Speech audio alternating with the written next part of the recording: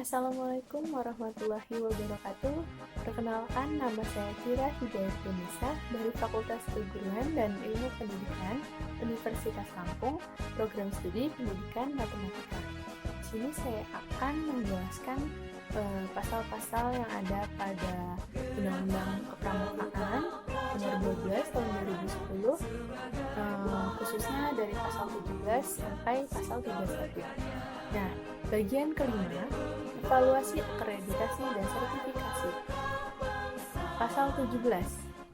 Evaluasi dilakukan dalam rangka pengendalian mutu pendidikan kepramukaan sebagai bentuk akuntabilitas penyelenggaraan pendidikan kepramukaan kepada pihak yang berkepentingan. Evaluasi dilakukan terhadap peserta didik, tenaga pendidik, dan kurikulum pada setiap jenjang dan satuan pendidikan kepramukaan. Evaluasi terhadap peserta didik dilakukan oleh pembina. Evaluasi terhadap tenaga pendidik dilakukan oleh Pusat Pendidikan dan Pelatihan Nasional yang dibentuk oleh Kuartir Nasional. Evaluasi terhadap kurikulum pendidikan kepramukaan dilakukan oleh Pusat Pendidikan dan Pelatihan Nasional yang dibentuk oleh Kuartir Nasional. Lalu, pasal 18, akreditasi dilakukan untuk menentukan kelayakan kegiatan dan satuan pendidikan kepramukaan pada setiap jenjang pendidikan kepramukaan. Akreditasi dilakukan atas dasar kriteria yang bersifat terbuka dan dilakukan oleh lembaga akreditasi sesuai dengan peraturan perundang-undangan. Pasal 19, sertifikat berbentuk tanda kecakapan dan sertifikat kompetensi. Tanda kecakapan diberikan kepada peserta didik sebagai pengakuan terhadap kompetensi peserta didik melalui penilaian terhadap perilaku dalam pengamalan nilai serta uji kecakapan umum dan uji kecakapan khusus sesuai dengan jenjang pendidikan kepramukaan. Sertifikat kompetensi bagi tenaga pendidik diberikan oleh Pusat Pendidikan dan Pelatihan Kepramukaan pada tingkat nasional. Bab 4. Kelembagaan. Bagian ke-1 umum. Gerakan Pramuka bersifat mandiri, sukarela, dan non-politis. Satuan organisasi Gerakan Pramuka terdiri atas gugus depan dan kuartir. Pasal 21, gugus depan sebagaimana dimaksud dalam pasal 20 ayat 2, huruf A, meliputi gugus depan berbasis satuan pendidikan dan gugus depan berbasis komunitas. Pasal 22, gugus depan berbasis satuan pendidikan sebagaimana dimaksud dalam pasal 21 meliputi gugus depan di lingkungan pendidikan formal. Gugus depan berbasis komunitas sebagaimana dimaksud dalam pasal 21 meliputi gugus depan komunitas kewilayahan, agama, profesi, organisasi kemasyarakatan, dan komunitas lain. Pasal 23, kuartir sebagaimana dimaksud dalam pasal 20 ayat 2 huruf B terdiri atas kuartir ranting, cabang, daerah, dan nasional.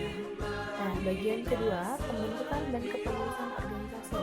Pasal 24, gugus depan sebagaimana dimaksud dalam pasal 20 ayat 2 huruf A dibentuk melalui musyawarah anggota pramuka. Pasal 25, gugus depan sebagaimana dimaksud dalam pasal 24 dapat membentuk kuartir ranting. Kuartir ranting sebagaimana pada ayat 1 dapat membentuk kuartir cabang. Pasal 26, kuartir cabang sebagaimana dimaksud dalam pasal 25 ayat 2 dapat membentuk kuartir daerah. Kuartir daerah sebagaimana dimaksud pada ayat 1 dapat membentuk kuartir nasional. Pasal 27, kepengurusan kuartir sebagaimana dimaksud dalam pasal 23 dipilih oleh pengurus organisasi Gerakan Pramuka yang berada di bawahnya secara demokratis melalui musyawarah kuartir. Kepengurusan sebagaimana dimaksud pada ayat 1 tidak terikat dengan jabatan publik.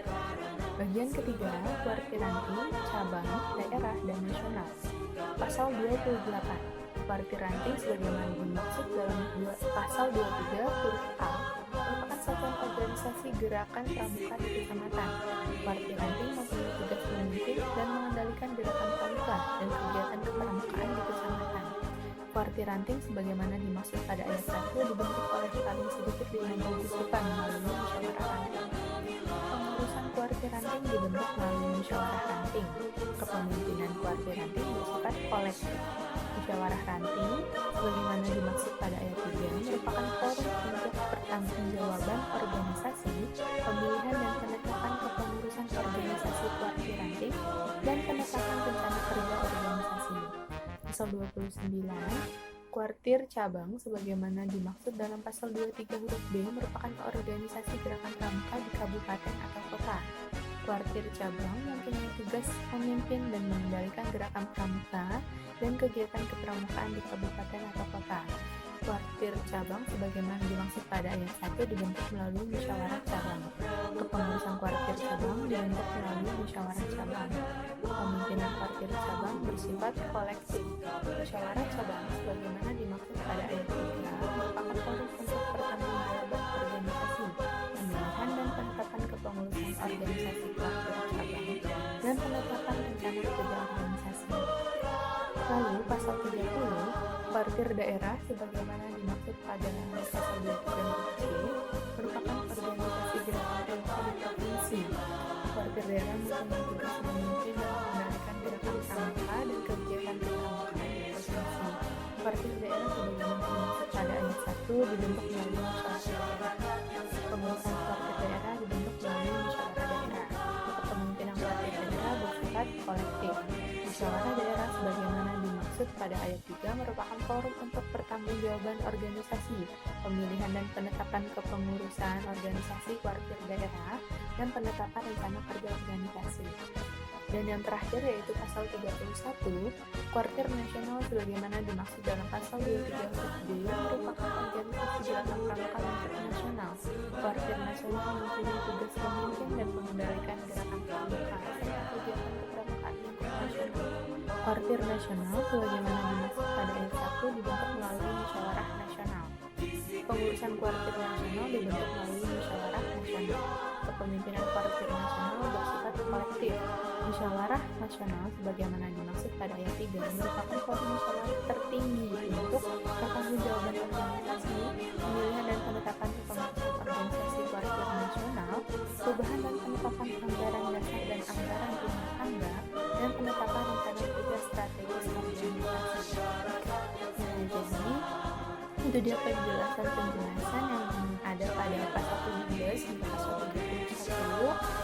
Nah, di sini apabila terjadi kekurangan atau kesalahan dalam pengucapan, saya minta maaf.